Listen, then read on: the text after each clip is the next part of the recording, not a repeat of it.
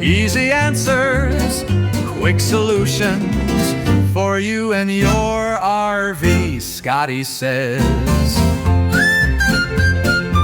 We're on maintenance, cleaning, lubricating. Anderson plugs, 12-pin plugs. A lot of them get corrosion, dirt build up, gunk in them with four-wheel drive vans. That's what we do. Same stuff we were using before.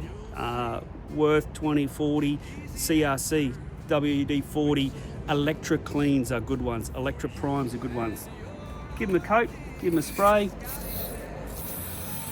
Clean all the junk, water, all that sort of stuff out of them. And when you're storing them, don't store them uphill. Store them downhill so everything can run out, especially the water. That'll keep the electrical conductivity a lot better. It'll make your batteries charge better, lights work better, and everything more happy.